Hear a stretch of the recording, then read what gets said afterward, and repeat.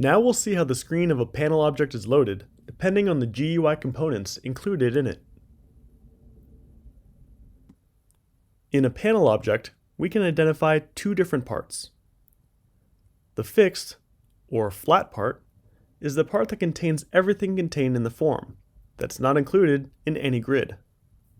This includes controls, such as text blocks, combos, buttons, and others that we can drag from the toolbar. The second part is variable, and is made up of the grid or grids that have been included in the form.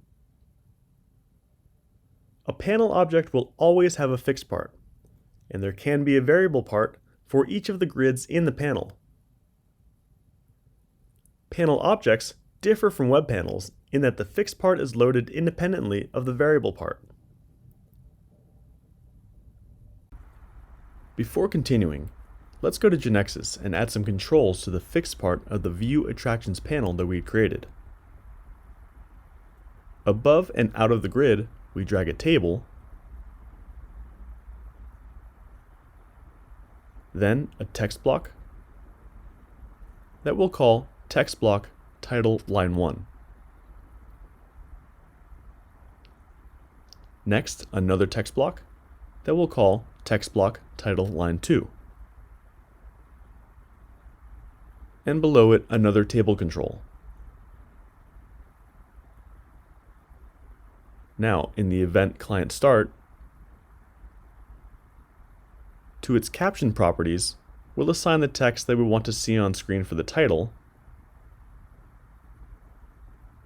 the new age of for the first text block,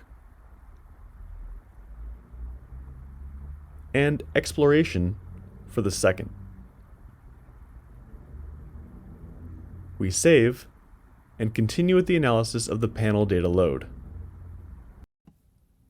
For each part, fixed and grid, GeneXus will automatically generate independent data providers that will be published as services on the server, and will access the database to obtain the necessary information to load the fixed and variable parts of the panel. We will not see these data providers in the knowledge base, because GeneXus will generate and maintain them, but we will be able to see the data accessed in the navigation list. In the navigation list of the View Attractions panel, we can see that below the node of the panel, there's an entry named Level Detail Grid 1, corresponding to the variable part of the panel, which in this case is composed of Grid 1. If the panel had more than one grid, a detail node would be displayed for each grid, as each one would have its own navigation. If we now select the node named Level Detail Grid 1, we see that it's the list of the data provider View Attractions Level Detail Grid 1. This is the data provider that was automatically created to load Grid 1, published as a service on the server, and invoked by the panel to access the database and retrieve the attractions.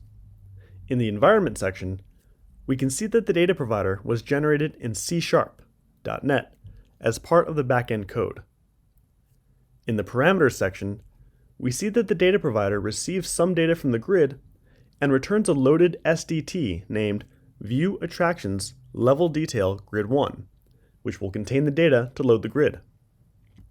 The listed information is similar to what we would see in a web panel with attraction base table, since the panel grid is running through the attraction table to show the tourist attractions. And for each attraction, it accesses the country table to retrieve the name of the country, and the city table to retrieve the name of the city of the attraction. As the fixed part and the variable parts of the panel are loaded separately, we can anticipate that the base tables of each part are completely independent of each other.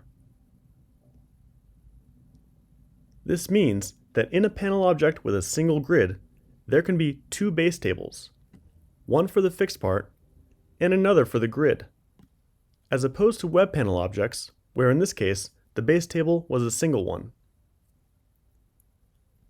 In another video, we'll discuss in detail how the base tables of each part of a panel are determined.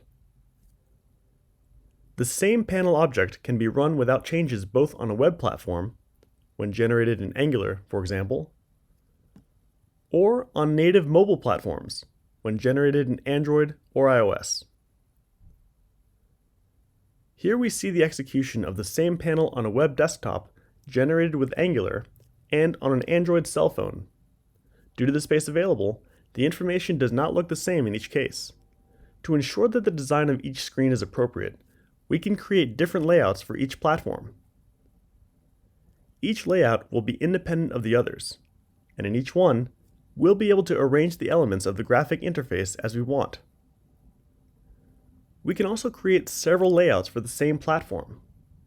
For example, if I'm only viewing information, or if I'm editing it, and I want the appearance or the amount of information displayed to be different in each case. The form of a panel is a container of one or more layouts, and each one may contain a certain number and distribution of different controls. But the logic for loading data on the screen will be the same as above. In other words, each layout may have a fixed part and one or more variable parts if it contains grids. Therefore, for each of them, the necessary data providers will be created independently to obtain the information from the database when required. In future videos, we'll discuss these topics in more detail.